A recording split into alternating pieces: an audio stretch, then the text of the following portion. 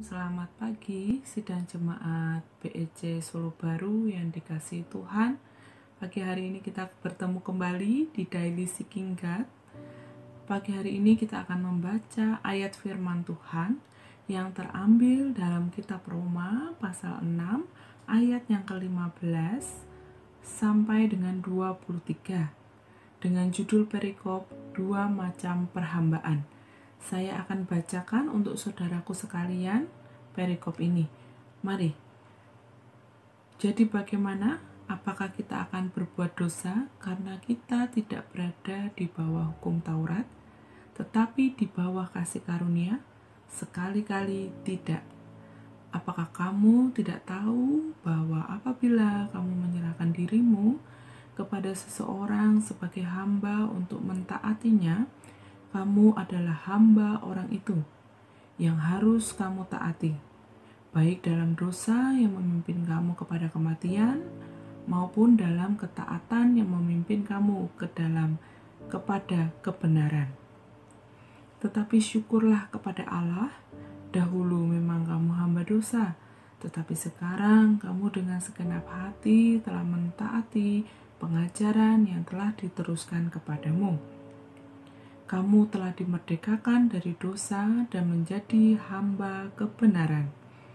Aku mengatakan hal ini secara manusia karena kelemahan kamu, sebab sama seperti kamu telah menyerahkan anggota-anggota tubuhmu menjadi hamba kecemaran dan kedurhakaan yang membawa kamu kepada kedurhakaan, demikian hal kamu sekarang harus menyerahkan anggota-anggota tubuhmu menjadi hamba kebenaran yang membawa kamu kepada pengudusan. Sebab waktu kamu hamba dosa, kamu bebas dari kebenaran. Dan buah apakah yang kamu petik daripadanya? Semuanya itu menyebabkan kamu merasa malu sekarang. Karena kesudahan semuanya itu ialah kematian.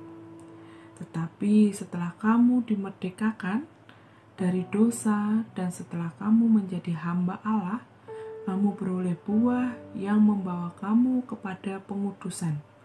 Dan sebagai kesudahannya ialah hidup yang kekal. Sebab upah dosa ialah maut, tetapi karunia Allah ialah hidup yang kekal dalam Kristus Yesus, Tuhan kita. Amin. Baik saudaraku yang dikasihi Tuhan, kita tahu bahwa manusia telah jatuh ke dalam dosa, telah kehilangan kemuliaan Allah. Kita yang dulu menjadi hamba dosa, oleh karena pengorbanan Yesus di atas kayu salib, kita telah dimerdekakan dari dosa dan sekarang menjadi hamba kebenaran. Dari kebenaran itu akan membawa kita kepada pengudusan hingga nanti Tuhan menjemput kita kali yang kedua. Nah, betapa pentingnya sebuah kekekalan dalam hidup kita, bukan hanya semata-mata hal-hal duniawi, hal-hal yang kita lihat secara jasmani, tetapi yang kekal itu yang Tuhan sudah sediakan bagi kita. Kita yang saat ini telah menjadi hamba kebenaran, tapi mengapa kita masih bisa jatuh ke dalam dosa, bahkan ke dosa yang sama berkali-kali? Nah, salah satu penyebabnya adalah mengenai sudut pandang. Sudut pandang kita yang belum berubah. Penting sekali untuk kita punya sudut pandang yang benar, karena sudut pandang kita akan menentukan respon kita.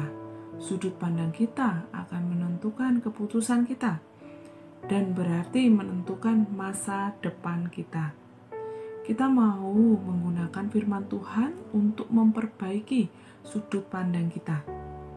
Mari kita belajar melihat dari sudut pandang orang lain dan sudut pandang Tuhan dalam kita menjalani setiap kehidupan kita.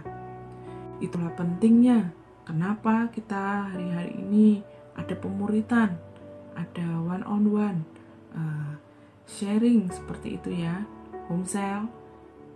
Karena di pemuritan itu saudara bisa saling sharing tentang sudut pandang setiap individu dan sudut pandang dari firman Tuhan. Nah, saya mau bacakan satu ayat yang berbicara mengenai sudut pandang, bagaimana sudut pandang itu begitu penting, dan bagaimana sudut pandang itu bisa membawa kita untuk mengetahui mana yang baik dan mana yang buruk. Di Roma pasal 12 ayat yang kedua mengatakan, "Janganlah kamu menjadi serupa dengan dunia ini, tetapi berubahlah oleh pembaruan budimu, sehingga kamu dapat membedakan manakah kehendak Allah, apa yang baik, yang berkenan kepada Allah, dan yang sempurna." Amin.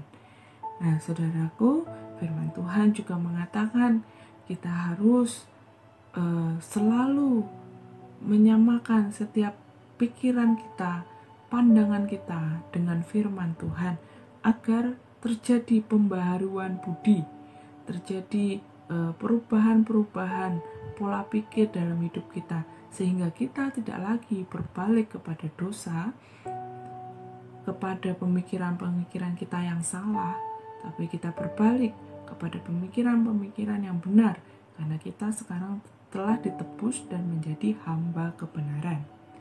Baik, saya akan memberikan contoh dalam kita hidup berjemaat, bergereja. Nah, kita setiap minggu kita mengikuti ibadah offline yang kita selenggarakan setiap sore jam 5 sore ya saudara.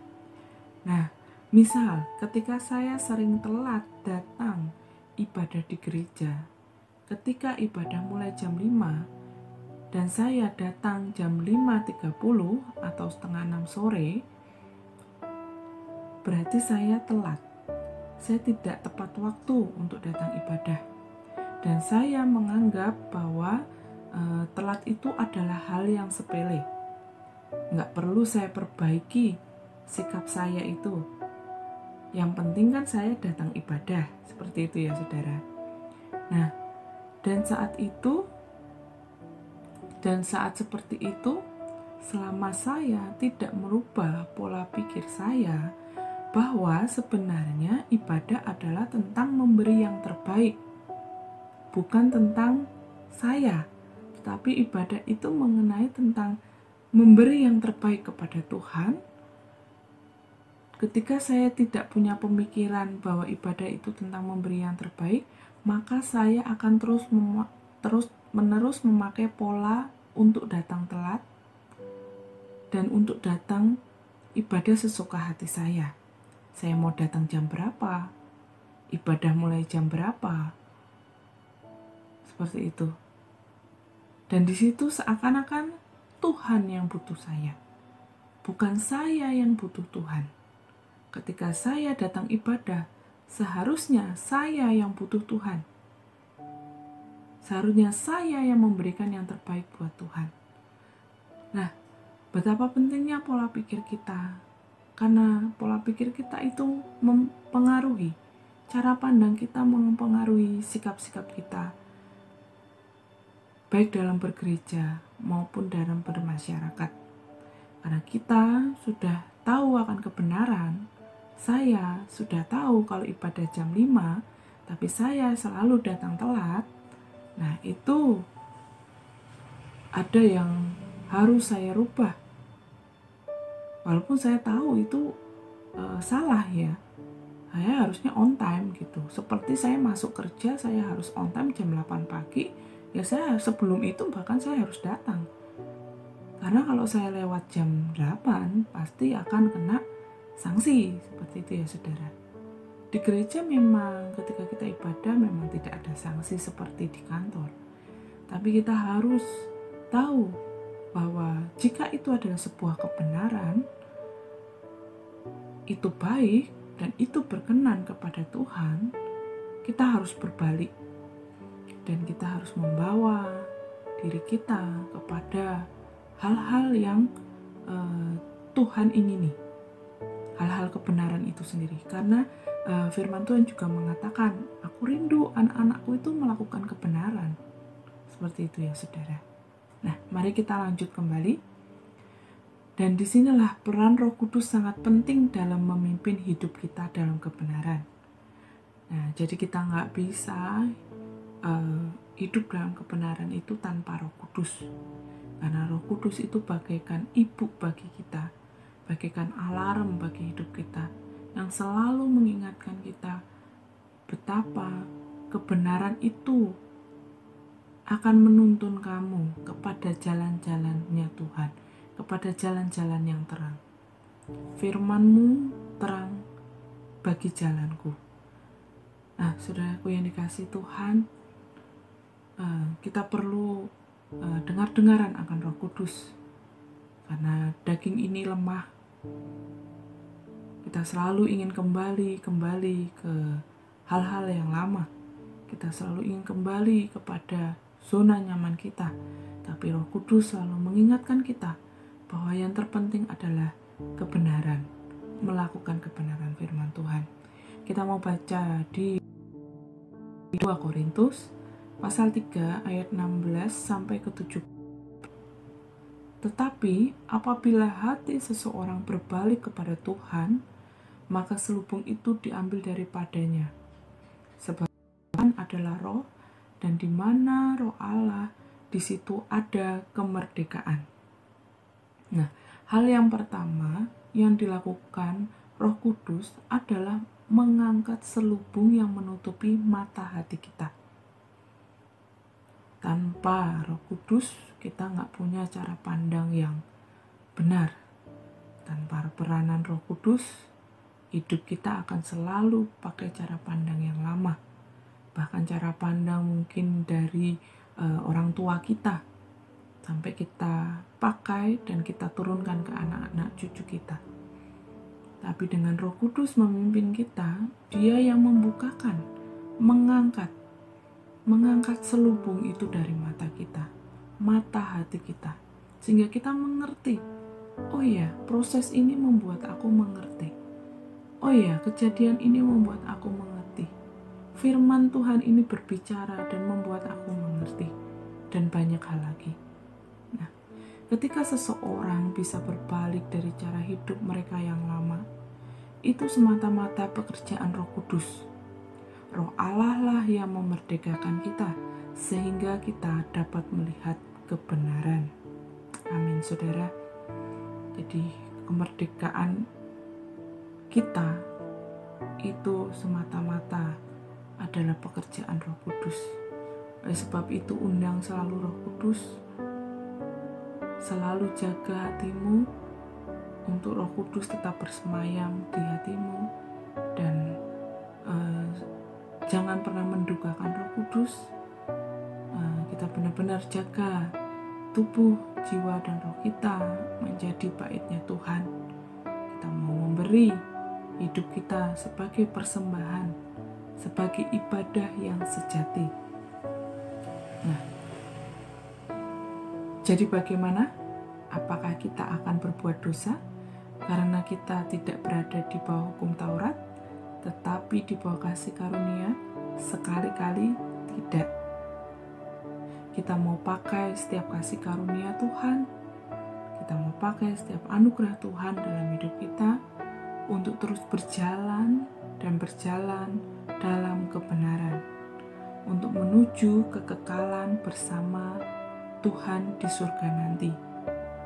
Karena inti dari semua kekristenan adalah kekekalan, bukan yang ada di depan mata kita saat ini.